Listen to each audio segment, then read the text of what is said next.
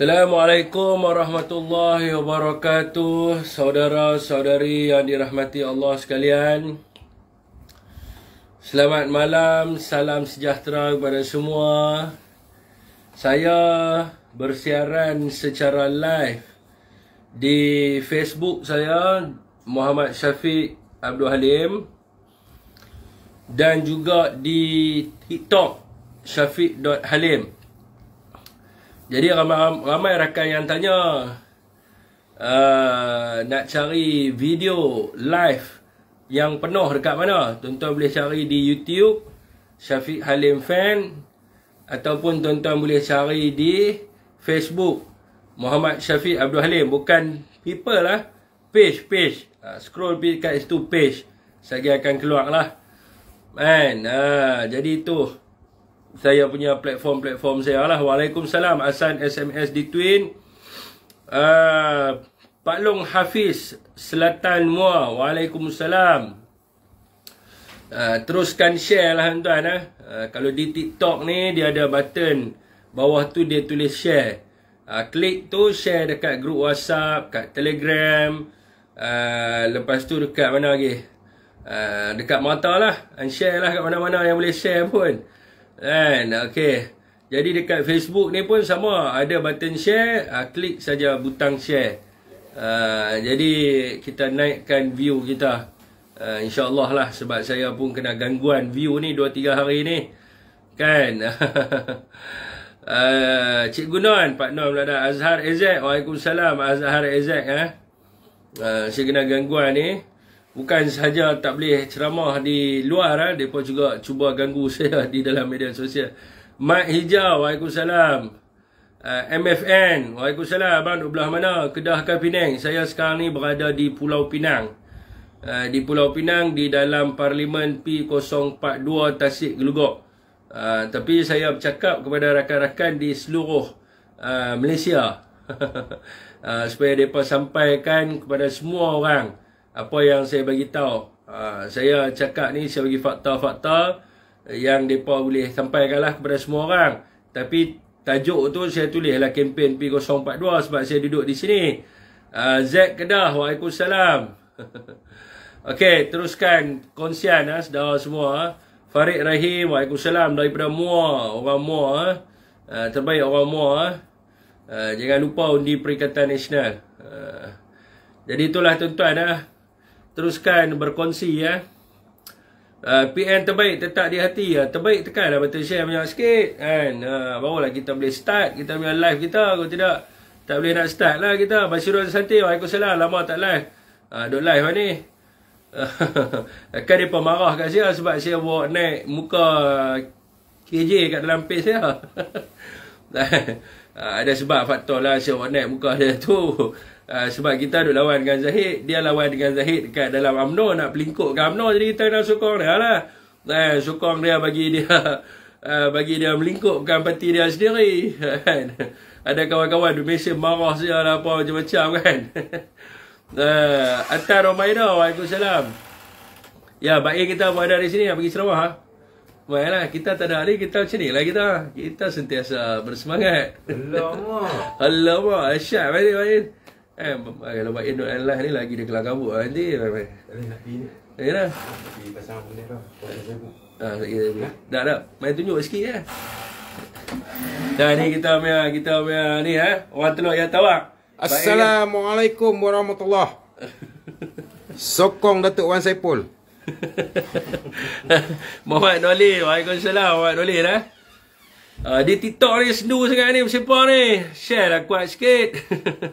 PN hebat, Mak Kamal Osman. Kan dia tak keluar notification. Saya kena block itu. Lepas kena block tu terus dia jadi macam tu. Sebab mungkin dia tak keluar notification kot, saya rasa. Dia tak keluar notification ke apa ke, tak pastilah. Ataupun ada gangguan-gangguan yang tertentu saat saya try butang share tengok. Saat saya share. Untuk melihat musuh yang sebenarnya. Apa tu musuh yang sebenarnya tu?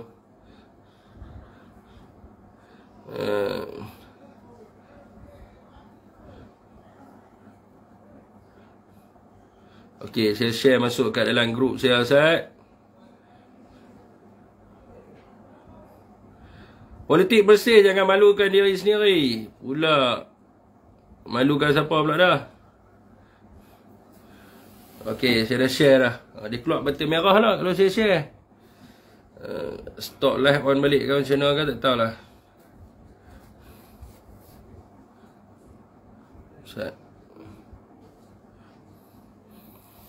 PN ke BN? Pening nak pilih. Pening nak pilih Sat. Nanti saya ajak Sat, saya tengah set up ni Sat. Sangkut lah dah. Saya tengah set up saya punya TikTok Sat. Sambil-sambil tu teruslah kongsi yang Facebook tu. And TikTok saya masalah. Agak-agak siapa PM PRU 15 ni? Tan Sri Muhyiddin lah. Kita nak Tan Sri lah. Kita tak mahu orang lain. No, terkeluar tu tak apa, terkeluar tu pergi dia. Okey tuan-tuan Waalaikumsalam kepada sesiapa yang memberi salam. Selamat malam dan salam sejahtera kepada semua lah. Rakan-rakan kita yang ada di sini, yang ada di TikTok maupun yang ada di Facebook. Jadi hari ni saya nak jawab lah beberapa isu tuan-tuan. Antaranya hari ni kalau kita tengok tuan-tuan, kalau tuan-tuan buka surat khabar hari ni berkaitan dengan banjir. Mangsa banjir di seluruh negara meningkat sebanyak 2,388 orang di 6 negeri. Di mana Kelantan sebanyak 1,468, di Selangor sebanyak 393, Johor 306, di Perak 108, di Pulau Pinang 54 dan juga di Melaka 44. Dan kalau kita tengok juga amaran banjir hari ini, kalau kita lihat agensi yang berkenaan telah pun mengeluarkan amaran yang mana banyak sungai-sungai di Semenanjung dan juga di Sabah dan Sarawak menunjukkan paras yang berbahaya dan kemungkinan melimpah sekiranya malam ini dan esok masih lagi hujan lebat. Jadi perkara ini tuan-tuan telah pun dimaklumkan oleh menteri yang mewakili Perikatan Nasional dan juga menteri daripada UMNO sendiri. Kalau tuan-tuan tengok pada bulan September sebelum berlakunya pembubaran parlimen, apabila Ismail Sabri membawa hajat beliau ke dalam kabinet pada waktu itu, ada dua menteri yang mengeluarkan di dalam surat khabar mereka menentang ke atas pembubaran parlimen yang dikehendaki oleh Ismail kita Pamael Bra lah. Antaranya adalah Tuan Ibrahim Tuan Man dan juga Khairi Jamaluddin, yang mana mereka menegaskan bahawa PRU 15 tidak sewajarnya diadakan kerana kemungkinan besar banjir yang teruk akan melanda negara kita. Dan rakyat juga tahu bahawa sebab apa pilihan raya ini diadakan juga adalah kerana ahli majlis pimpinan tertinggi UMNO yang kebanyakannya terlibat dalam kes mahkamah dan juga presidennya telah pun mendesak Datuk Seri Ismail Sabri untuk membubarkan parlimen, dan mereka mengatakan bahawa banjir ini hanyalah alasan yang biasa sahaja. Jadi hari ini kita tengok tuan-tuan rakyat di seluruh negara menghadapi keadaan yang amat sukar yang mana mereka terpaksa ditempatkan di dalam PPS yang mana sepatutnya PPS ni kita kena sedia untuk orang kata PPS ditempatkan di PPS di dalam sekolah, yang mana sekolah ni sepatutnya kita kena buat penyediaan untuk dijadikan sebagai pusat mengundi. Jadi hari ini tuan-tuan, bagaimanakah nak buat undi dulu ke ataupun nak menyelamatkan bangsa banjir dulu? Dan keadaan yang paling teruk sekali yang berlaku kat dalam negara kita adalah apa? Apabila rakyat menghadapi bencana, tidak ada seorang wakil rakyat pun yang boleh membantu mereka daripada sudut kewangan ataupun daripada sudut untuk bantuan barangan dan sebagainya. Sebab apa? Sebab apabila kita pergi ke dalam pilihan raya, kita tertakluk di bawah Akta Kesalahan Pilihan Raya. Dan di bawah Akta Kesalahan Pilihan Raya, mana-mana ahli yang bertanding dalam sesuatu kawasan parlimen ataupun DUN dan tidak boleh memberi wang tunai, tidak boleh memberi barangan, dan tidak boleh memberi makan minum yang boleh dikira sebagai rasuah berpolitik. Dan inilah yang berlaku kat dalam negara kita hari ini. Rakyat kesusahan, dan rakyat susah dan tidak ada mana-mana pihak yang boleh membantu mereka. Sebab apa? Dan sekarang ni puak-puak ni tengah tunggu nak ambil gambar, nak ambil video dan sebagainya. Dan sekiranya pihak di sebelah sini menyalurkan bantuan kepada rakyat, mereka akan merekodkan video ataupun mereka akan mengambil gambar untuk dihantar kepada SPR. Dan mereka mengatakan bahawa di pihak sebelah sini melakukan rasuah dan sebagainya untuk membeli undi rakyat. Dan inilah masalah yang dihadapi oleh rakyat sekarang ni. Apa-apa pun, saya nak minta lah kepada rakan-rakan kita yang ada di TikTok, yang ada di Facebook, dan untuk berdoa semoga malam ni hujan dan tidaklah lebat, dan semoga besok hujan tidaklah lebat sebagaimana hari ni, dan bermula tengah hari sampai petang. Sebab apa? Sebab banyak sungai-sungai yang telah pun menunjukkan duduk di dalam paras yang berbahaya. Dan apabila sungai-sungai ini melimpah, sudah tentulah rakyat yang akan menanggung orang kata apa, kesusahan. Dan bila mereka terlibat dengan banjir, mereka terlibat dengan banjir kilat dan sebagainya. So kita berdoa lah tuan-tuan, nak buat macam mana. Dan terpaksa juga pilihan raya diadakan. Ada tadi saya jumpa rakan saya, dia kata kepada saya, ni semua kerja orang politik lah ni. Last kali rakyat susah, ada orang jawab kat dia. Dia kata nak buat macam mana? Hujan ni kerja Allah Ta'ala, banjir ni kerja Allah Ta'ala. Lepas tu saya jumpa pula dengan rakan ni, saya beritahu kat dia. Saya kata, bang, orang yang jawab kat abang tadi tu adalah orang yang nakkan pilihan raya ni berlaku. Tapi kalau abang tanya kepada saya beritahu tak semua orang politik sama. Inilah yang kita fikirkan. Sebab itulah kita menolak kepada pilihan raya.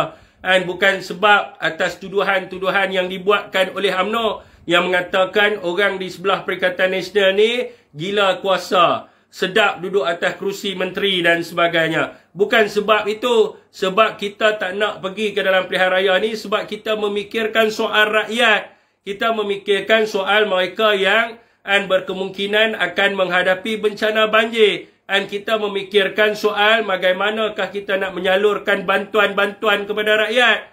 Jadi mereka tidak berfikir benda ni. Sebab itulah jawapan mereka nak buat macam mana. Hujan ni kerja Allah Ta'ala, banjir pun kerja Allah Ta'ala juga. Tetapi manusia juga boleh berfikir. Kalau dah telah pun ditentukan oleh pihak-pihak yang mempunyai kepakaran untuk menilai cuaca dalam negara kita, mereka dah bagi tahu tidak sesuai, kenapa kita masih mengingkari lagi?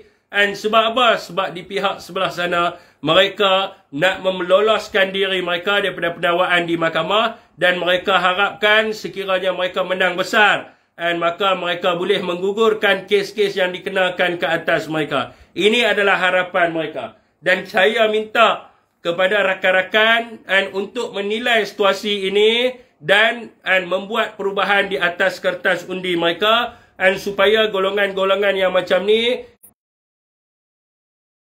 mereka ini akan hapus, mereka tidak akan wujud dalam sistem berpolitik dalam negara kita, dan yang akan rasa harmoni dan sejahtera adalah rakyat, kerana menolak pemimpin-pemimpin yang memikirkan soal diri mereka sendiri sahaja. Itu adalah berkaitan dengan banjir lah. Kalau tuan-tuan tengok apa benda ni Irwan Shah 17 bulan 530 bilion, 5 tahun tak tahu berapa hutang PN buat. Ni yang seronok kita cakap dalam live ni. Sebab kita boleh soal jawab dengan orang-orang UMNO. Boleh tak Irwan Shah terang kat saya 530 bilion tu apa benda? 530 bilion tu apa dia? Adakah 530 bilion tu projek YMDB? Adakah 530 bilion tu adalah projek tenaga solar? Adakah 530 bilion tu adalah projek SRC International? Adakah 530 bilion itu adalah projek lebuh raya persisiran pantai barat? Adakah 530 bilion itu adalah projek FECRA? Adakah 530 bilion itu adalah wang yang dihantar ke USA untuk membantu ekonomi mereka? Adakah 530 bilion itu adalah wang yang digunakan untuk membeli handbag? Saya nak tanya, boleh tak jawab kepada kita? Apa benda 530 bilion tu? Saya baru start live je. Dan ada orang yang duk bagi hangat. Suruh dia jawab dulu. Suruh dia jawab dululah apa yang kita curi tu.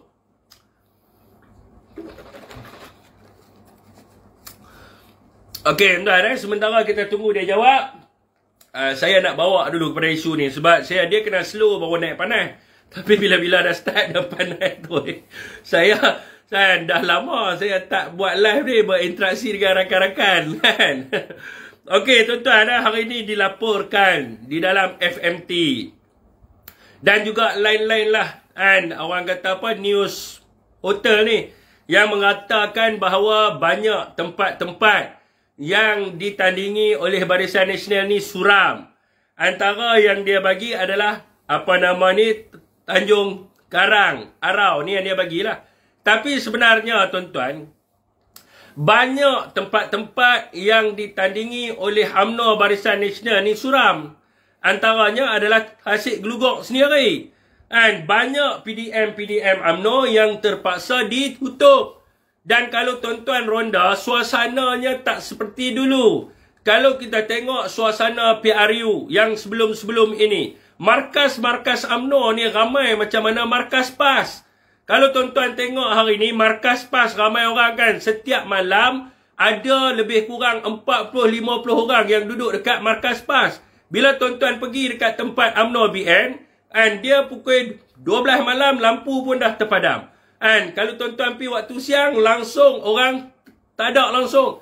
Kalau tuan-tuan pergi lepas isyak, ada 1 orang, 2 orang saja yang duduk dalam bilik gerakan mereka. Dan ada rakan-rakan kita yang bagi tahu, mereka hanya terpaksa buka bilik gerakan sebab mereka nak dapatkan sumber pendapatan. Dan ada bilik gerakan yang terpaksa ditutup hanya kerana optik. Optik ni maksudnya adalah visual orang lah. Mereka risau wartawan mengambil gambar. Mereka risau reporter-reporter ini melaporkan bilik gerakan UMNO ni tidak ada orang. So mereka terpaksa tutup. Sebab apa tuan-tuan? Kalau kita tengok dulu, di bilik gerakan UMNO, masyarakat datang dengan ramai sekali. Semua daripada Bersatu ni pun daripada UMNO. Mereka tahu suasana tu macam mana. Kalau kita tengok dulu bilik gerakan UMNO, dalam tu memang takkan ni lah, memang adalah 30-40 orang. Hari ni tuan-tuan pergi tengok sendiri, di parlimen sedara semua, selain daripada Tasik Gelugok, selain daripada Arau, selain daripada Maran dan sebagainya, sedara boleh pergi tengok sendiri. Bukan saya nak buat fitnah. Tuan-tuan boleh pergi tengok sendiri. Pergi ronda, kita dapat banyak tuan-tuan. Kita dapat banyak gambar-gambar yang dihantar oleh rakan-rakan kita dengan hashtag inilah yang Zahid Hamidi mahukan. Rakyat menolak sepenuhnya kepada Barisan Nasional.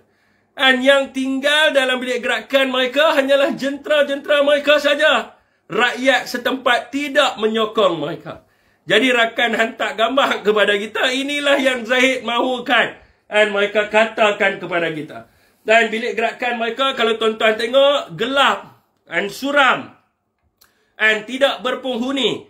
Ada yang bendera-bendera telah pun diturunkan. Bila kita semak adalah masalah-masalah.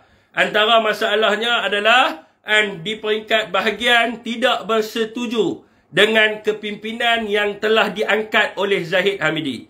Sebab yang kedua, mereka kata apa?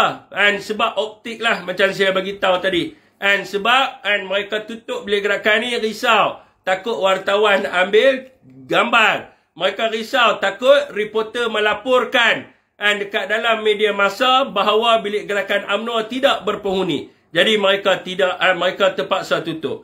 Ini menunjukkan bahawa rakyat telah pun menolak UMNO dan Barisan Nasional. Dan rakyat telah pun memboikot mereka di seluruh tempat. Dan kalau tuan-tuan tak percaya, tuan-tuan boleh pergi tengok sendiri. Pergi ronda, boleh pergi tengok sendiri. Dan ini adalah kesilapan Zahid Hamidi. Dan Zahid Hamidi punya kesilapan. Dan tuan-tuan tengok banyak kesilapan dia. Dan mula kita tengok tak ada apa lagi. Mungkin ada buka. Lepas tu tuan-tuan ada beberapa ahli-ahli UMNO yang dipecat. Antaranya adalah wanita UMNO Arau, wanita UMNO Maran. Dan kita tengok mereka-mereka ni tokoh-tokoh dalam UMNO. Antaranya Awi Wing. Mereka mula berkempen di pentas lain. Macam Awi Wing, dan dia berkempen menyokong calon bebas di balik pulau. Sedangkan yang bertanding di balik pulau itu adalah UMNO, iaitu Datuk Shah Hedan. Dia yang bertanding mewakili UMNO di sana. Tetapi Awi tidak kempen untuk UMNO, sedangkan Awi Wings adalah orang kuat Barisan Nasional dan dia berkempen untuk bebas. Dan ini menunjukkan pertanda-pertanda ahli-ahli UMNO yang berpengaruh, mereka sudah mula beralih arah. Dan ni tinggal lagi 6 hari untuk mengundi, tuan-tuan boleh lihat sendiri. Dalam platform-platform media sosial, hanya ada Lokman Adam saja. Macam dulu kita ada ramai. Kita ada saya dulu. Saya duk kempen UMNO dekat dalam media sosial. Kita ada rakan kita, Esme Maisa. Kita ada Sir Azri. Kita ada Emerzin Emel. Zainuddin Atail. Lepas tu ada lagi berapa ramai lagi ada. Ramai lagi lah kan yang kempen untuk UMNO dalam media sosial. Tapi sekarang ni yang tinggal siapa? Yang tinggal Esme Gila. And dengan Lokman Adam saja yang tinggal. Yang lain semua dah tak kempen untuk UMNO. Malah ada di antara mereka ni yang telah pun mula beralih arah berkempen untuk parti lain. Dan kalau tuan-tuan tengok, yang dilaporkan dekat dalam berita hari ini hanya 2 orang saja dilucut dia punya keahlian dia. Sedangkan ramai lagi. Kalau wartawan lapor, ramai yang kena pecat. And ada yang di Selangor yang kempen untuk Perikatan Nasional. And ada di Perak yang berkempen untuk Perikatan Nasional. Ada di Pulau Pinang yang berkempen untuk Perikatan Nasional. Ini menunjukkan bahawa UMNO bukan sahaja ditolak oleh rakyat, malah mereka juga mereka juga ditolak oleh kepimpinan mereka sendiri. Mereka ditolak oleh public figure mereka sendiri. Dan kerana apa perkara ini berlaku? Kerana kebanyakan ahli UMNO merasa malu. Dan kerana kebanyakan ahli UMNO merasa mereka ni hina apabila mereka duduk di bawah Zahid Hamidi. Sebab seantero dunia dan seluruh Malaysia mereka tahu apakah kes yang telah pun dihadapkan ke orang kata kes yang telah pun dituduh kepada Zahid Hamidi. Dan mereka sedar kepimpinan-kepimpinan mereka yang kena penawakan di mahkamah, yang mana rakyat telah pun menolak kepada mereka. Okey tuan-tuan, asyik duk cerita pasal UMNO pun bosan juga tuan-tuan. Nanti kita ceritalah pasal rasuah-rasuah mereka ni dan kenapa rakyat tolak mereka. Dan mereka terpaksa gunakan penguat kuasa untuk sekat ceramah. Saya kena tuan-tuan. Saya mendayak sikit tu. Saya dalam pentas ceramah, selain daripada saya cerita tentang tawaran Perikatan Nasional, saya ceramah, saya cerita tentang kes Zahid ni. Saya cerita tentang kes Najib ni. Nak bagi rakyat buka mata. Mereka guna akta kesalahan pilihan raya. Dia kata tak boleh sebut nama orang, tak boleh sebut nama parti. Saya nak tanya kepada SPR ni, yang puak-puak UMNO dengan Pakatan Harapan ni, dalam ceramah mereka duk sebut boleh pula. Lokman Adam semalam sebut, jelas-jelas dia sebut. Cerita tentang Tan Sri Muhyiddin Yassin, Nikaji, Perikatan Nasional. Mereka sebut. Tapi bila Perikatan Nasional sebut saja, terus tak boleh ceramah. Saya tak boleh ceramah sampai hari pilihan raya. Tapi tak apa tuan-tuan. Mereka nak buat pada kita, kita ada platform media sosial, kita yakin rakan-rakan kita akan membantu untuk share supaya orang semua tengok live kita. Kita yakin. Saya cerita daripada takut tuan-tuan. Sebab apa? Saya kempen dekat sini area sini di Teluk Air Tawar. Saya kempen di sini. Esok orang UMNO telefon saya tak mau sebut nama. Dia kenal saya dalam Facebook. Dia bagi tahu apa? Dia kata, "Dik, akak terkejut. Adik kempen untuk Perikatan Nasional. Adik dulu duduk dalam UMNO. Sokong Najib Razak. Lepas tu hilang lama. Tiba-tiba abang share gambar adik duduk kempen untuk Perikatan Nasional. Untuk makluman adik, 3 bilik gerakan UMNO di sini telah pun ditutup. Saya bawa kempen satu tempat, tutup 3 bilik gerakan. Sebab tu mereka risau. Sebab apa? Sebab kalau kita menyampaikan maklumat yang sebenar kepada rakyat, maka mereka akan rasa gusar. Ahli-ahli mereka juga akan menolak mereka. Sebab mereka mula menipu. Sebagai contoh, Luqman Adam. Dia cerita pasal Najib. Ini saya nak cerita sikit lah sebab apa mereka ni malu. Dia cerita semalam pasal Najib. Pasal kes penawaran Najib. Dia kata penawaran terpilih. Penawaran politik. Sekarang ni tuan-tuan, kalau dia nak rujuk kepada kes Najib, dia kena ambil alasan penghakiman. Dia kena bawa alasan penghakiman untuk cerita kepada rakyat. Yang menjatuhkan hukuman ke atas Najib ni 9 orang hakim. Yang dia sebut 2 je nama hakim. Hakim Nazrin dengan seorang lagi tu wanita, nama apa saya lupa. Bainun Maimun. 2 orang saja yang dia sebut. Yang lain kenapa dia tak sebut? Dia kata seorang kroni Mahathir, seorang lagi kroni Bersatu. Yang lain kenapa dia tak sebut? Yang lain sebab apa dia tak sebut? Ke-9 orang hakim mengatakan Najib ni bersalah. Sebab apa mereka katakan Najib ni bersalah? Yang pertama tuan-tuan, kes SRC International ni sangat mudah. Duit yang masuk dalam kes SRC International ni datangnya daripada kumpulan wang amanah pencen ataupun kuap. Sebanyak 4 bilion ringgit telah pun diselewengkan masuk dalam akaun SRC International. Pasal 4 bilion tu tak ada cerita kat mahkamah. Kita pun tidak tahu 4 bilion tu hilang ataupun tak hilang. Tapi mengikut kepada laporan yang dikeluarkan, 4 bilion tu belum dipulangkan kepada kuap. Maknanya hilang lah. Daripada 4 bilion daripada kuap yang masuk kepada SRC International, 42 juta daripada wang tersebut masuk dalam akaun Najib Razak. Tapi pihak UMNO cuba nak terang kepada kita seolah-olah rakyat ni bodoh belaka. Tuan-tuan, kalau saudara semua buat transaksi bank, ada tak rekod bank? Ada kan? Dekat mana bank-in, duit masuk daripada mana, semua ada kan? Apa beza dengan Najib Razak? Najib Razak pun ada transaksi akaun dia. Duit main daripada mana? Bank bukan bodoh. Mahkamah bukan bodoh. Jadi sekarang ni duit dia terima ataupun tak terima? Duit dia terima masuk dalam akaun dia 42 juta. Dia mengaku tak duit tu adalah akaun dia? Dia mengaku duit tu adalah akaun dia. Sebab tu kita suruh baca pendakwaan di mahkamah. Tapi Luqman Adam cerita lain. Dia kata tidak tahu duit tu main daripada mana. Awak pula tak tahu duit tu main daripada mana. Najib tahu duit tu masuk dalam akaun dia. Dalam mahkamah dia bagi tahu dia tahu. Tetapi dia tidak pasti adakah duit tu datang pada SRC International ataupun tak. Bila pihak mahkamah membuktikan bahawa dia tahu duit itu datang daripada SRC International, macam mana mahkamah membuktikan? Selepas dia menerima wang sebanyak 42 juta itu, dia membelanjakan wang tersebut.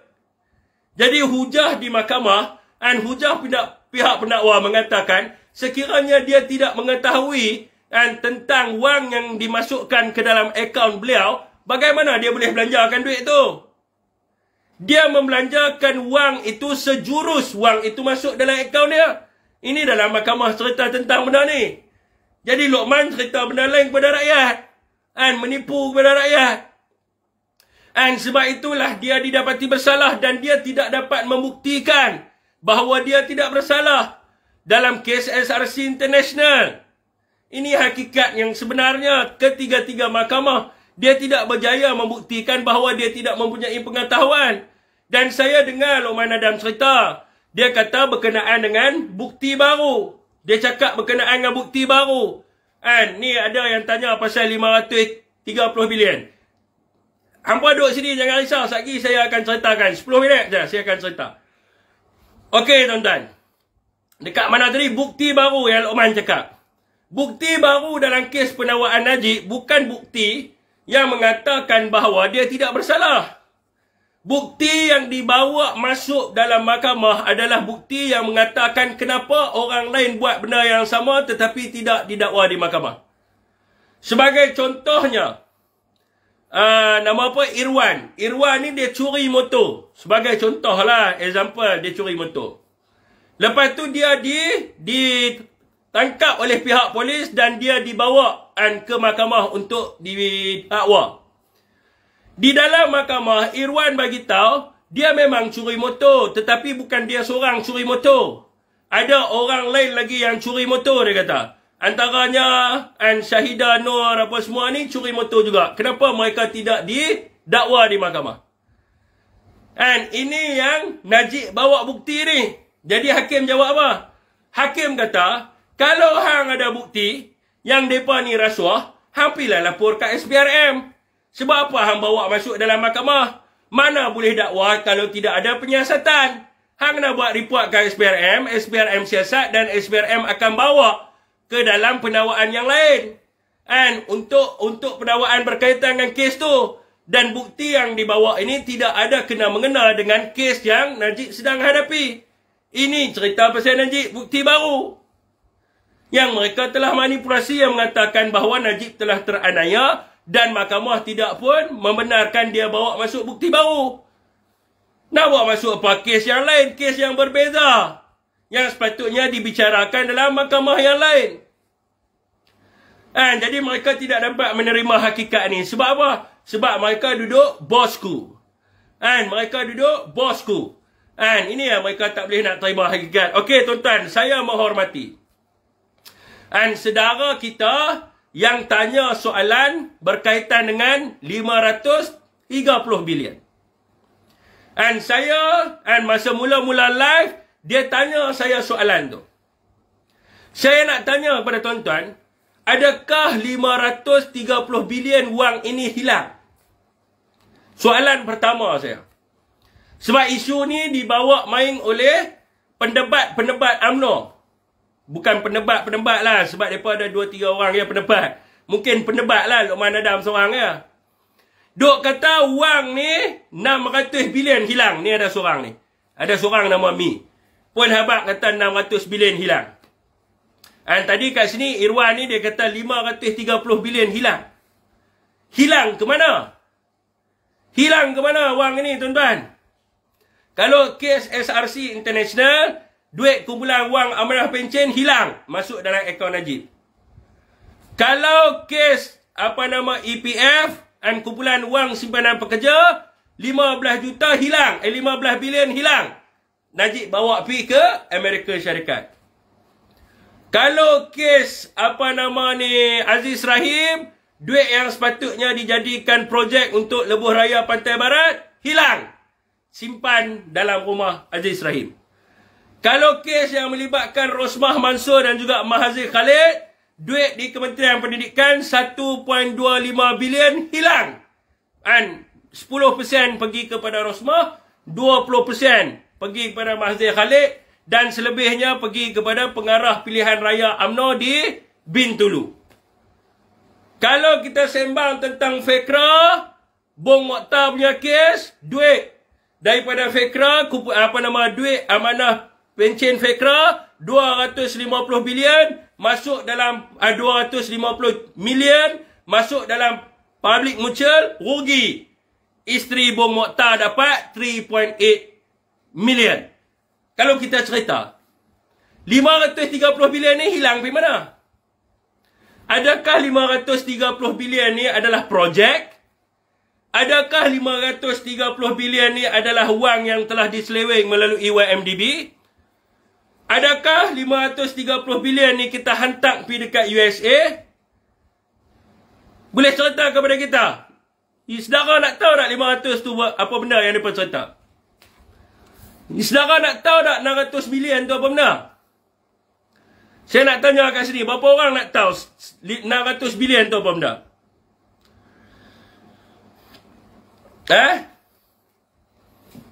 Berapa orang yang nak tahu? Di TikTok kita ada hampir 1000 orang yang melihat malam ni. Berapa orang yang nak tahu? Sebab dia duk tekan saya suruh cerita.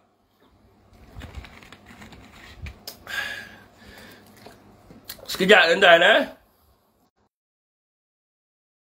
Dulu bagi banyak. Okey. Kalau tuan-tuan pergi dekat website Jabatan Perdana Menteri Malaysia ataupun www.pmo.gov.my, semasa zaman Tan Sri Muhyiddin Yassin ada 7 pakej rangsangan ekonomi. Yang pertama prihatin, yang kedua prihatin PKS tambahan, yang ketiga pakej penjana, yang keempat kita prihatin, yang kelima permai, yang keenam pemerkasa, yang ketujuh pemerkasa tambahan. Ketujuh pakej ini jumlah peruntukannya adalah RM530 bilion ringgit. Apakah benda pakej-pakej ni? Apa benda pakej-pakej ni? Okey, kita buka satu-satu pakej. Pakej prihatin. Isi rumah B40 mendapat RM1,600. Ni, B40 ni. Yang gaji 4,000 ke bawah. Setiap keluarga dapat RM1,600. Bagi golongan bujang B40, dapat RM800. Bagi pelajar IPT, dapat RM200.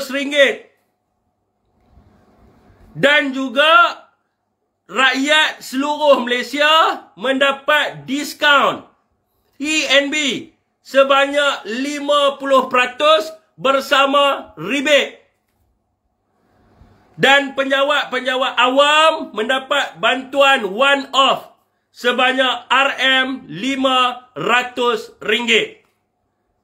Seluruh Malaysia. Penjawat awam seluruh Malaysia semua dapat 500.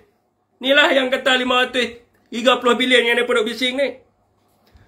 Itu pakej yang pertama. Pakej yang kedua adalah pakej prihatin PKS tambahan untuk peniaga-peniaga kecil dan sederhana. Kerajaan telah meluluskan geran kas prihatin sebanyak RM3,000 kepada peniaga-peniaga dan SME di seluruh negara. Dan juga untuk supaya majikan tidak membuang pekerjanya. Supaya syarikat-syarikat tidak bankrupt. Kerajaan telah pun memperkenalkan program subsidi upah yang mana membantu majikan untuk membayar pekerjanya satu orang RM800. Semua pekerja ni swasta.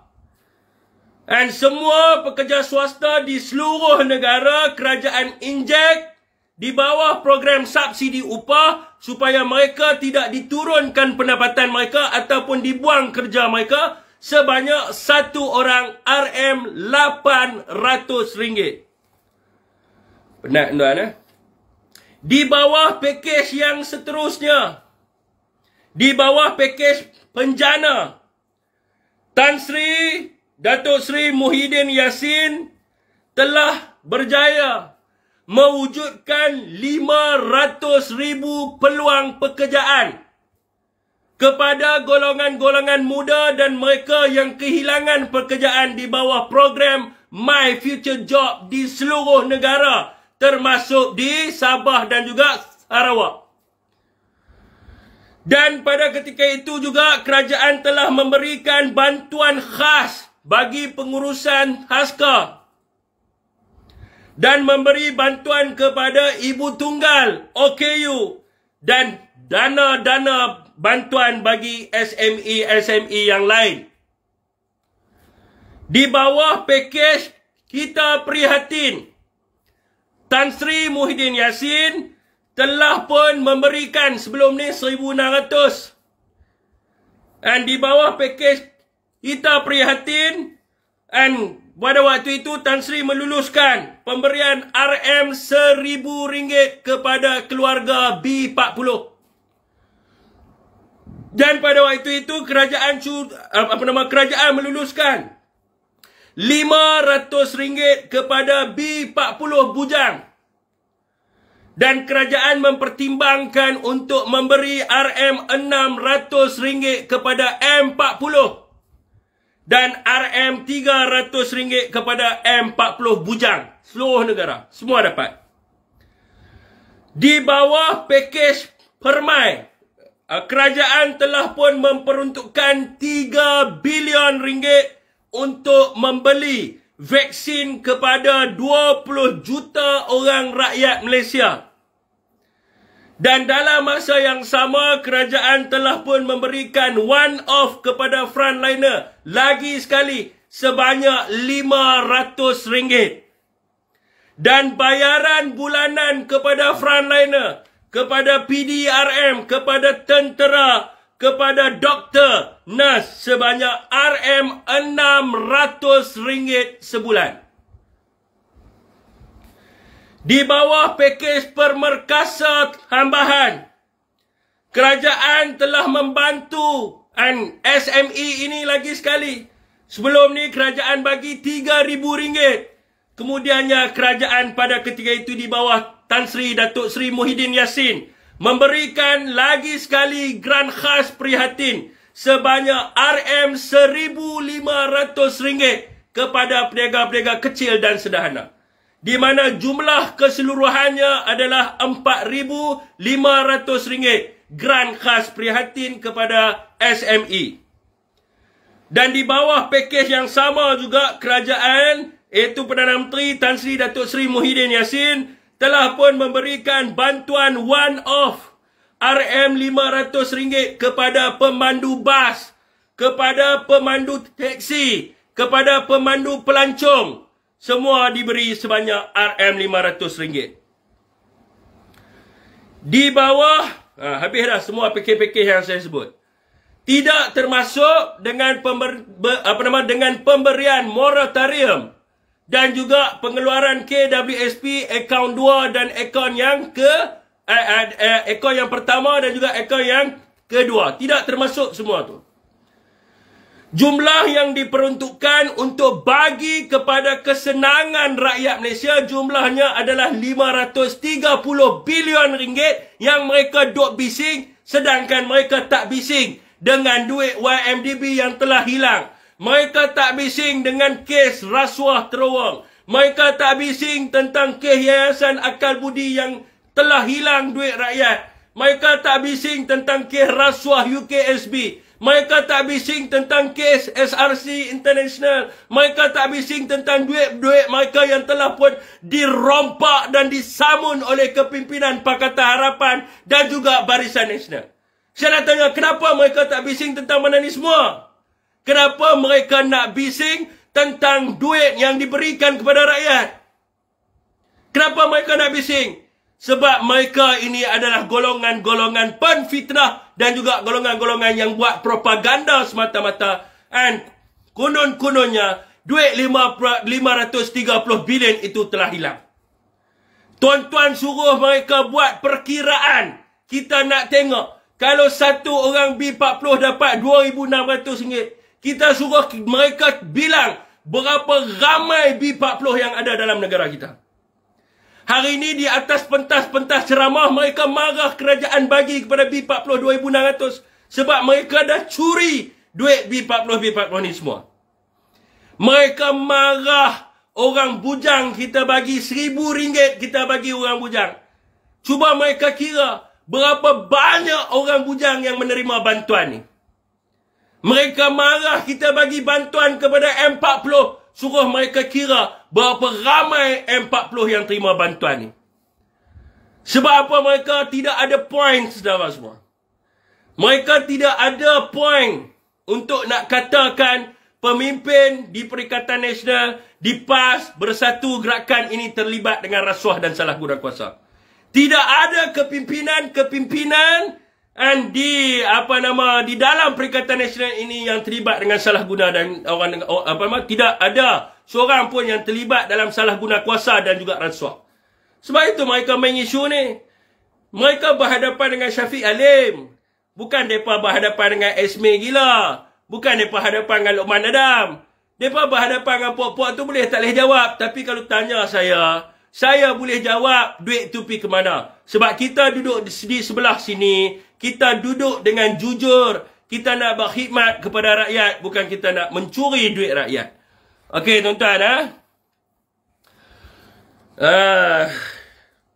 Dan tuan-tuan, apa yang bestnya, bagus juga soalan ni dia tanya kepada kita. Bagus juga soalan ni dia tanya kepada kita. Sebab apa tuan-tuan? Hari ni di Pakatan Harapan, mereka tidak ada idea. Di seluruh dunia, hari ni duk cerita yang kata tahun depan ni akan ada krisis ekonomi. Kalau tuan-tuan tengok, sebelum ni, di United Kingdom, sebelum Rishi Sunak and Liz, dia membentangkan belanjawan yang rakyat merasakan bahawa belanjawan itu adalah belanjawan yang fail. Maka dia resign. Sebab apa dia resign? Sebab dia tahu dunia akan menghadapi krisis next year. Dan mereka tengah membincangkan the exit strategy, plan, bagaimana kita nak menghadapi krisis yang akan melanda dunia. Di Malaysia pelik tuan-tuan. Di Malaysia kalau tuan-tuan tengok Pakatan Harapan, Anwar punya speech, saya dah rekodkan Anwar punya speech. Dia kata apa? Sekejap tuan-tuan. Anwar punya speech hari ini dia kata dia bertanding hari ini. Dia bertanding lah di usia yang lanjut, yang tua lah dia kata. Sebab dia disuruh untuk menjadi Perdana Menteri. Sekiranya orang Pakatan Harapan tidak menyuruh dia untuk jadi Perdana Menteri, maka dia pun tidak akan bertanding di dalam PRU yang ke-15. Ini ucapan Anwar. Dan dia mengatakan bahawa dia bukannya orang kata apa berhalusinasi, ataupun dia bukannya seorang yang orang kata apa tergila-gila untuk jadi PM. Orang suruh dia, bukan dia gila. Dia kata kalau dia betul-betul nak jadi PM, of course pada tahun 1999 dia cium tangan Mahathir untuk dia jadi Perdana Menteri. So habis kat situ lah tuan-tuan, saya malas nak baca lebih. Padahal orang semua tahu. Orang semua tahu. Anwar ni pergi mana-mana pun cerita dia nak jadi Perdana Menteri. Bukan ada orang suruh dia jadi Perdana Menteri pun. Sebab dia ni memang gila nak jadi Perdana Menteri. Tahun 1999, dia nak jatuhkan Mahathir. Dia nak jadi Perdana Menteri pada waktu itu. Dia cepat-cepat nak jatuhkan Mahathir. Lepas last kali dia yang kena kena alih hamput dengan Mahathir. Ini yang berlaku. Sebab dia tergila-gilakan untuk jadi Perdana Menteri. Ini di sebelah Pakatan Harapan. Di sebelah UMNO pula sama juga. Duk bincang benda yang sama juga. Sat Sungai Buloh nak jadi Perdana Menteri. Sat Bera nak jadi Perdana Menteri. Sat Zahid Hamidi nak jadi Perdana Menteri. Semua duk bincang tentang siapa nak jadi Perdana Menteri. Tetapi mereka tidak membincangkan tentang tawaran-tawaran yang nak dibawa kepada rakyat di saat rakyat akan menghadapi kesusahan next year. Yang mereka marah sangat dekat saya ni sampai tak bagi ceramah. Selain daripadanya, sebab apa? Sebab saya seorang je yang duk cerita tentang apakah yang Perikatan Nasional nak tawarkan kepada rakyat selepas PRU 15. Yang saudara kita tanya berkenaan dengan peruntukan, berkenaan dengan 7 pakej rancangan ekonomi. Inilah yang Tan Sri Muhyiddin Yassin janji kepada rakyat Malaysia. Kalau Perikatan Nasional menang pada PRU ke-15, apa yang saudara semua rasa semasa pemerintahan 18 bulan di bawah Tan Sri Muhyiddin Yassin akan dikembalikan semula. Moratorium, KWSP, ketujuh-tujuh pakej rangsangan ekonomi, semua akan dibawa semula pada next year. Dan supaya dapat menjamin kelangsungan hidup rakyat, dapat menjamin kebajikan sosial rakyat dan mewujudkan banyak peluang pekerjaan. Selain daripada itu tuan-tuan, selain daripada kita nak bawa kan kepada ketujuh-tujuh pakej rangsangan ekonomi ni juga, kan Parti Perikatan Nasional juga berjanji akan mewujudkan 1 juta peluang pekerjaan dan akan menaikkan bantuan JKM daripada RM300 kepada RM1,000 dan memberikan perkhidmatan bas sekolah dan pusat penjagaan yang percuma selain daripada bantuan kepada pekebun kecil, nelayan dan juga usahawan muda. Ini yang kita janjikan. Kita ada exit strategi, kita ada plan macam mana kita nak menghadapi krisis next year. Jadi saya nak tanya kepada rakyat, rakyat percaya dengan satu parti yang duk gaduh dia yang nak jadi Perdana Menteri, dengan satu parti yang duk berbalah orang tu nak jadi Perdana Menteri, orang ni nak jadi Perdana Menteri, ataupun satu parti yang telah pun terbukti menyelamatkan nyawa rakyat, menyelamatkan ekonomi negara dan orang kata apa, prihatin kepada rakyat. Yang mana satu yang saudara semua nak pilih? Kalau tuan-tuan tanya saya, saya akan pilih parti dan manifesto yang telah dibuktikan telah pun dilaksanakan 100%. Apa yang kita janjikan bukan satu perkara yang baru, tetapi kita telah laksanakan 100%. Semua kita laksanakan. Ni ada Malaun Sintuk duk tanya saya lagi pasal 600 bilion. Saya dah jawab dah, nanti yang play lah balik. Dengar balik. 600 bilion ni kita nak bagi semula kepada rakyat. Saya nak tanya kepada rakyat sekarang ni, rakyat nak ataupun tak 600 bilion? Kita nak menghadapi krisis ekonomi, rakyat nak ataupun tak 600 bilion ni? Ataupun rakyat nak 64 bilion wang mereka hilang? Ataupun rakyat nak aset-aset negara dijual dan mereka bagi RM30 sahaja kepada rakyat? Adakah itu yang rakyat mahukan? Rakyat nak 600 bilion ataupun rakyat nak 64 bilion hilang? Ataupun rakyat nak aset negara dijual? Yang mana satu yang rakyat nak? Saya nak tanya.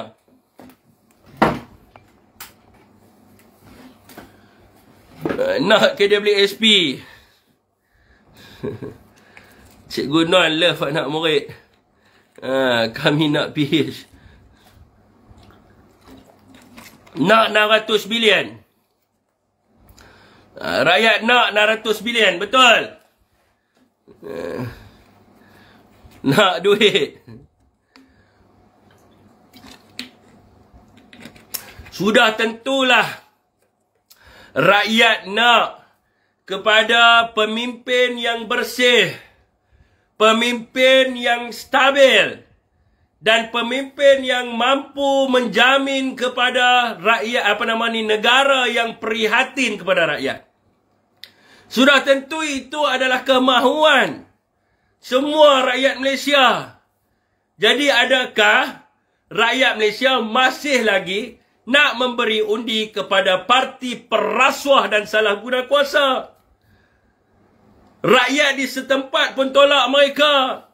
Bilik-bilik gerakan mereka ditutup. Bilik gerakan mereka kosong, gelap. Adakah itu yang rakyat mahukan? Adakah rakyat nak parti Pakatan Harapan yang resis? Tuan-tuan, saya bagi tahu kepada tuan-tuan. BN harga naik, betul? Tu semalam saya tanya. Pasal apakah kehendak rakyat mengikut kepada pengkajian di dalam media sosial kehendak rakyat berkaitan dengan kerajaan yang mereka inginkan. Apa yang rakyat mahukan adalah rakyat inginkan sebuah kerajaan yang stabil, sebuah kerajaan yang bersih. Dan selain daripada itu, rata-rata rakyat di Malaysia, mereka inginkan sebuah kerajaan yang mampu mengawal harga barang. Dan mereka nak sebuah kerajaan yang mampu mewujudkan peluang pekerjaan. Dan mereka nak sebuah kerajaan yang mampu memberikan rumah mampu milik kepada golongan B40. Dan inilah hasrat rakyat. Jadi rakyat tengoklah tawaran Pakatan Harapan. Dia boleh bagi kan semua ni kepada rakyat? Tak boleh bagi. Tuan-tuan tengok Barisan Nasional. Adakah dia boleh bagi ni kepada rakyat? Dia tak boleh bagi. Jadi rakyat kena pastikan Perikatan Nasional mendapat undi 2/3 di dalam Parlimen. Kena pastikan. Kalau orang di Tasik Gelugor yang sedang tengok live saya, tuan-tuan tahu sini. Saya duduk di Tasik Gelugor. Tuan-tuan tengoklah Adun yang diangkat menjadi ahli parlimen sekarang ni. Apa yang jasa yang dia buat di Sungai Dua? Apa bakti dia kepada rakyat dan masyarakat di sini? Takkanlah tuan-tuan nak bagi undi kepada orang yang macam tu. Sampai bila-bila pun negara kita ni tidak akan berubah. Selain daripada masalah parti dia yang disahkan oleh Khairi sendiri. Apa nama Sungai Buloh sebut apa? KJ sebut apa? Dia kata parti dia telah sesat. Kepimpinan bermasalah. Dan perlu dirombak semula UMNO ni. Kalau bekas ketua pemuda sendiri cakap macam tu, yang duduk dalam struktur parti tersebut, adakah rakyat yakin nak angkat UMNO sebagai memimpin negara ni? Ini terpulang kepada rakyat lah. Okey tuan-tuan. Soalan tuan-tuan. Saya nak dengar pada soalan.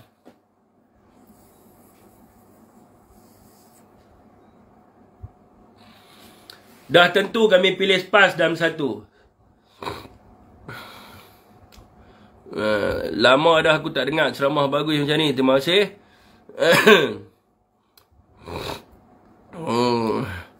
Ustaz, berapa ramai orang meninggal ni dia kata? 36 Pergi tengok pula zaman Ismail Sabri berapa ramai. Nak bilang sekarang ni ke saudara semua, kita nak bilang ke? Zaman Ismail Sabri berapa ramai? Kalau kata tolak sebab itu tuan-tuan, masa kita buat lockdown, mereka marah kita buat lockdown. Kalau kita tak buat lockdown, berapa ramai mati? Tuan-tuan ambil tengok sendiri zaman Ismail Sabri, berapa ramai rakyat mati. Cuma pada zaman Ismail Sabri, dia bagi buka mas, dia bagi kebebasan, orang tak nampak. Tapi sebenarnya, ramai orang mati, lagi ramai pada zaman Tan Sri Muhyiddin Yassin. Kalau nak cerita mati, seluruh dunia pun mati, tuan-tuan. Sebab wabak ni melanda dunia, bukan salah Tan Sri Muhyiddin Yassin. Prinsip yang dia ambil sebagai seorang pemimpin yang memimpin negara dalam prinsip maqasid syariah, nak jaga nyawa, maka dia tutup. Dia tutup terus. Sempadan, suruh rakyat lockdown dan sebagainya. Negara lain berapa banyak kematian. Kalau mereka cerita ada kematian zaman Tan Sri, saya nak tanya, negara mana yang tak ada kematian? Dia bagi tahu kat kita, kalau dia kata ada di negara ni, rakyat ada langsung, semua selamat, tak mati semua. Kita boleh terima, tapi angka paling kurang, saya tak tahu 36 tu saya rasa bohong je, saya rasa 24. 36 tu dia pembohong besar, yang saya tahu 24. Negara kita yang paling kurang kematian, tapi pada zaman Ismail Sabri berapa ramai? Kalau kita nak cek lah, saya cek tuan-tuan. Ada orang tanya soalan tu, kita kena jawab terus. Kita kena jawab terus, kita tak boleh nak tunggu nak jawab semua. Okey, dia ambil jumlah kematian. Dia ambil jumlah kematian adalah 36,546. Bila Tan Sri Muhyiddin Yassin, bila Ismail Sabri angkat sumpah sebagai Perdana Menteri? Bila?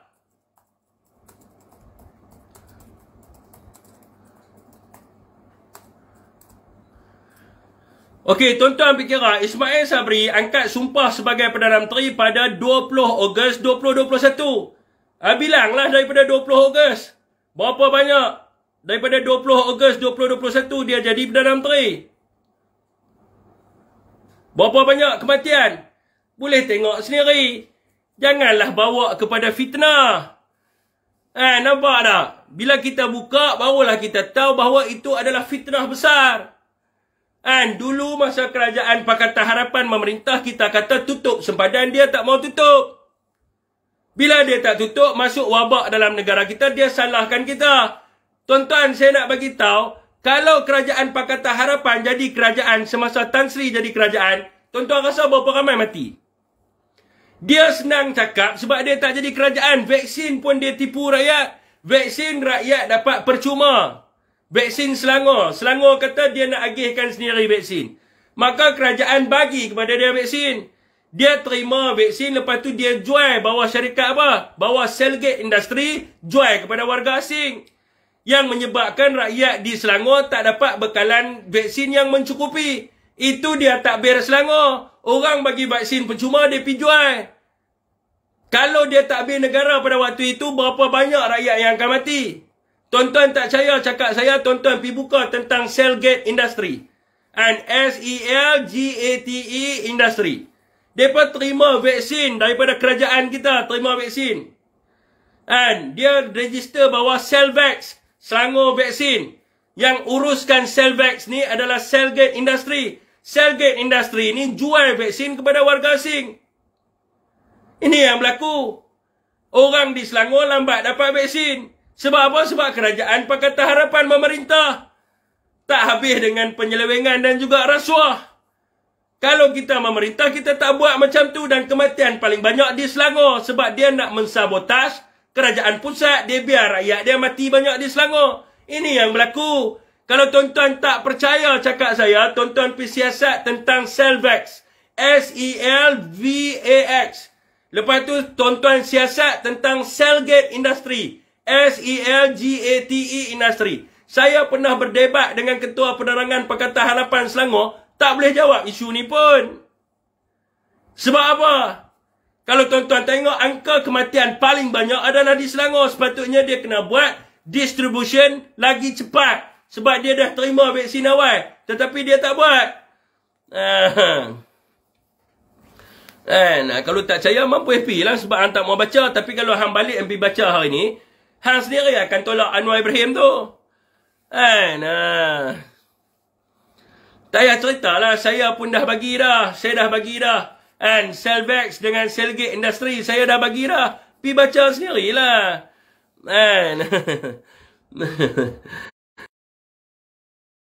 Tak apa. Saya sebut semua kat sini. Orang boleh pergi semak. Orang boleh pergi baca. Tak perlulah cerita kat sini.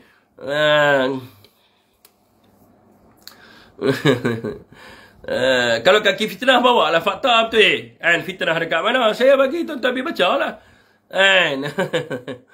Okey tuan-tuan. Allah takdirkan Tan Sri jadi Perdana Menteri sewaktu COVID-19. Untuk menyelamatkan. Terima kasih siapa yang bagi love.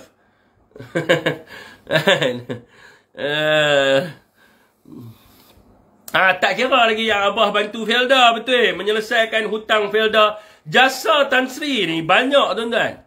Sebab dia memulangkan kekayaan negara kembali kepada rakyat. Jasa dia banyak. Kalau tuan-tuan letak hari ni, Ismail Sabri, dia bagi apa ke rakyat? Dia bagi signboard keluarga Malaysia. Signboard keluarga Malaysia ni habis berbilion-bilion. Ni saya nak cerita pada tuan-tuan ni. Sebelum saya pergi pada Ismail Sabri, nak cerita Anwar Ibrahim ni. Anwar Ibrahim duk jaja cerita seluruh dunia. Yang kata, kalau dia jadi Perdana Menteri, dia tidak akan ambil pendapatan. Sebab dia rasa kesian kepada rakyat. Sebab dia rasa nak menolong rakyat. Saya nak tanya kepada tuan-tuan, pendapatan Perdana Menteri ni berapa? Saya nak tanya kepada tuan-tuan, pendapatan Perdana Menteri ni berapa pendapatannya? Ada tak yang boleh jawab di sini? Orang Pakatan Harapan boleh jawab tak kat sini? Berapakah pendapatan Perdana Menteri? Ini mudah aja kita tanya. Adakah mereka tahu? Ada tak rakyat tahu? Wajah kuning, 20,000. 70 salah. 80. Tu termasuk allowance kot. Pendapatan dia saja 30,000 saja. 30,000 ya pendapatan Perdana Menteri. Kalau campur gedebak dengan dia punya allowance apa nama ni Dewan Rakyat apa semua tu boleh pergi lah sampai 100,000. Yang duit banyak ni bukan pendapatan dia projek. Dia lului projek 3 juta. Dia lului projek 4 juta. Kalau dia tak ambil pendapatan pun rakyat bukan bodoh. Kalau dia tak ambil pendapatan pun dia boleh dapat duit banyak. Dia sign saja 1 juta. Dia sign saja 3 juta. Ni benda yang dia dapat ni. Yang dia dapat apa nama kroni-kroni dia semua ni. Bukan saya nak pergi ke situ. Saya nak tanya kepada saudara semua. 100,000 ni boleh menyelamatkan ekonomi negara ke? Kalau Anwar Ibrahim, dia tak ambil pendapatan dia 100,000, pendapatan Perdana Menteri 30,000, campur dengan allowance apa semua, gedebuk-gedebak, mungkinlah boleh pilih kita ambil senang 100,000. Adakah dengan dia tak ambil 100,000 ni saja, dia boleh selamatkan negara? Dia boleh selamatkan negara tak dengan dia tak ambil 100,000? Sebab itulah saya kata kepada tuan-tuan, saya tak maulah cerita pasal projek juta-juta ni. Saya nak buka pemikiran tuan-tuan, nak buka mata tuan-tuan. Dia ni Anwar Ibrahim, bila dia cakap, kita memang terpesona dengan dia cakap, saya takkan ambil gaji saya, saudara semua. Saya kesian kepada rakyat, gaji beratus-ratus ribu gaji menteri. Semua orang dengar beratus-ratus ribu. Orang dengar pun, orang pun macam terpersona dengan dia cakap. Tapi hakikat yang sebenarnya, adakah dengan dia tak ambil beratus-ratus ribu, boleh selamatkan negara? Tak boleh. Anwar Ibrahim, dia nak cakap bagi orang terpersona saja. Sebab dia tidak ada plan strategi. Pakatan Harapan, manifesto tidak ada plan untuk nak keluarkan negara daripada krisis ekonomi. Barisan Nasional tidak ada plan untuk mengeluarkan negara daripada krisis ekonomi. Yang ada plan hanyalah Perikatan Nasional. Sebab kita bawa dasar kemakmuran bersama yang kita telah pun buat. Kalau setakat rakyat nak dengar, kalau saya jadi Perdana Menteri, saya tidak akan melakukan pembaziran beratus-ratus ribu duit rakyat. Kalau rakyat nak dengar, pergilah undi dia. Tapi dengan dia tak ambil beratus-ratus tu, dia tak boleh selamatkan pun ekonomi negara. Jadi janganlah terpesona sangat dengan Anwar ni. Anwar naik atas stage memanglah. Dia punya cara cakap dia punya cara dia dengan audience. Orang akan terpesona lah sebab dia orang sastra. Anwar bukan orang ekonomi. Latar belakang pendidikannya adalah sastra. Sebab tu dia boleh tekan intonasi sebab dia belajar benda tu. Tapi dia bukan belajar ekonomi. Yang selamatkan dia pada tahun 1996 tu bukan Anwar Ibrahim. Yang selamatkan adalah Timbalan Menteri Kewangan pada waktu itu mempunyai PhD dalam ekonomi. Menteri Tugas-Tugas Khas pada waktu itu Datuk Mustafa mempunyai ijazah kelas pertama ekonomi. Sebab tu ekonomi negara selamat. Tapi Anwar jadi menteri, so dialah dapat claim mileage yang mengatakan dialah menteri yang terbaik. Tapi sebenarnya yang buat kerja bukan Anwar. Anwar orang sastra, dia cakap memang sedap. Kita nak bantu rakyat. Dia ada benda tu semua. Jadi bila orang dengar, orang terpesona lah. Kalau tuan-tuan tanya Anwar ni balon tak payah duk ni sangat, kami nak apa plan. Dia tak boleh cerita.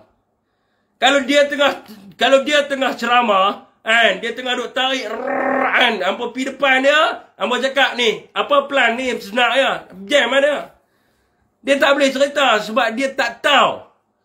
Dia tak tahu, tak nak plan. Dia nak pergi macam mana, dia nak ubah negara macam mana, dia tak tahu. Jadi dia pergi mana-mana pun dia cerita macam tu lah. Jangan terpesona. Anak-anak muda jangan terpesona. Kalau hang nak tengok orang lagi hebat bocak dengan Anwar, saya ada. Ada lagi. Kita bawa pergi Universiti Malaya. Ada yang budak-budak yang boleh cakap. Yang hebat macam tu, yang boleh tekan kan. Kalau seronok nak dengar cakap lah. Jadi kita boleh bawa pi. Boleh tengok video Zig Ziglar. Macam tu juga cakap pun. Tapi negara kita bukan nak ada orang yang pandai cakap. Tapi negara kita nak ada orang yang ada otak. Dia tak boleh cakap ke, dia bisu ke, tapi dia ada otak untuk ekonomi negara. Kita angkatlah dia naik. Kalau dia pandai cakap saja, dia tak boleh nak buat apa, untuk apa?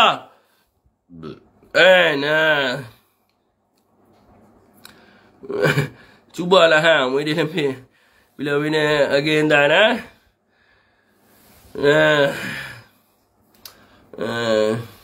awak dengan isytiharkan harta boleh selamatkan ekonomi negara ke? Isytihar harta ni, dia bukan perlu sekarang. Esok bila mereka menang, seorang Perdana Menteri ataupun Menteri, sebelum dia angkat sumpah sebagai Menteri, dia kena lapor perisytiharan harta dia kepada SPRM. Ini nak jadi isu. Saja je nak buat kata, kami isytihar harta, kami. Ini semua agenda nak memperbodohkan rakyat. Sebab apa? Sebab mereka boleh main propaganda tu saja. Dia boleh main propaganda untuk apa? Mereka tak isytihar harta, mereka ni rasuah, hampa kena undi kami. Padahal benda ni bodoh macam saja. Sebab apa? Bila menteri, dia nak angkat sumpah sebagai menteri, bila dia dah jadi nak masuk ke kementerian, dia kena isytihar harta ke SPRM. Sebelum dia jawab jawatan dia. Waktu tu rakyat semua boleh tengok ada kat dalam rekod SPRM berapa pendapatan Muhyiddin, berapa ni semua boleh tengok. Ini semua cerita bodoh cerita. Dia duk bohong, dia pergi tu saya kata tu. Dia duk pergi cerita ke orang kampung. Boleh lah cerita, cuba main cerita dengan orang yang belajar. Tuan-tuan, kita Parti Keadilan Rakyat, kita semua mengisytiharkan harta untuk menunjukkan bahawa kepimpinan kita bersih. Ni boleh duk pergi bohong rakyat tu. Kalau dia main depan-depan, kita kata kat dia balik. Ni Bang Non, jangan duk penipu. Sebab menteri-menteri semua kena isytihar hartanya semasa dia mengangkat sumpah sebagai menteri. Anak confident kata DPS pun ni apa cerita. Kencing orang mana jangan satgi dia minta kali belakang. Macam Anwar betul lah. Semang takut hilang kedudukan. Komen sikit Ustaz yang kata undi PH ataupun undi BN. Ulama bersama. Husin nak debat pula tu Bi. Husin mana pula dah pergi dia.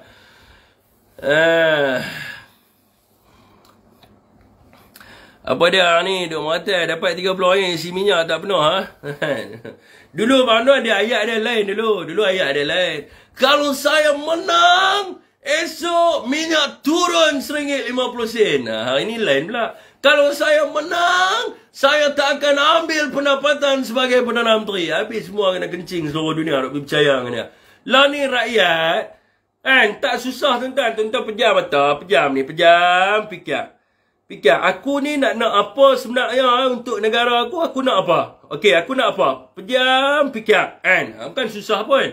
Lupakan semua, lupakan SAT PN, Perikatan Nasional pun lupakan SAT, Pakatan Harapan lupakan SAT, Barisan Nasional pun lupakan SAT. Tarik nafas, lepas. Tarik nafas, lepas. Relax, fikir. Aku nak apa?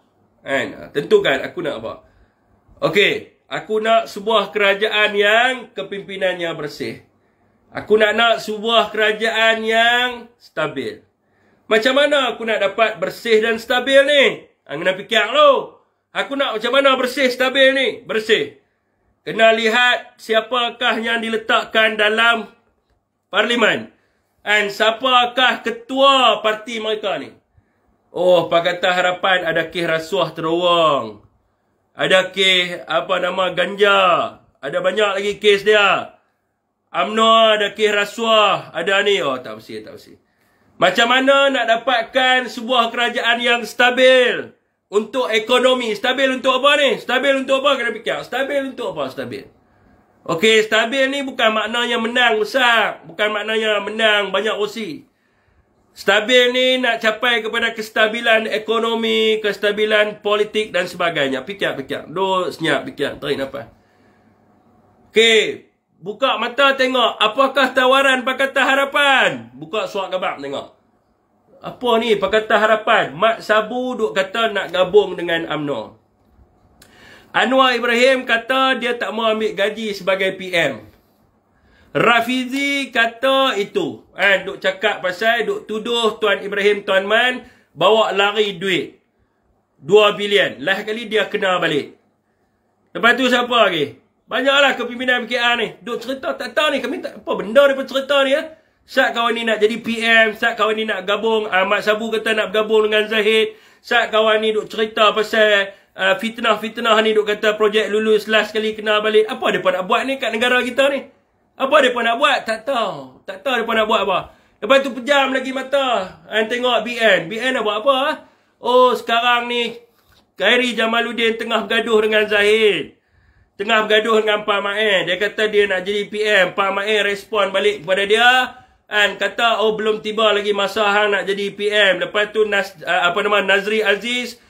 Kata, ahli-ahli parlimen kena sign surat sokong Zahid. Hari ni kata Zahid telah melakukan jenayah kerana mengugut Nazri. Lepas tu siapa lagi? Banyaklah pemimpin UMNO duk gaduh lah. Duk gaduh saya Perdana Menteri. Buka mata.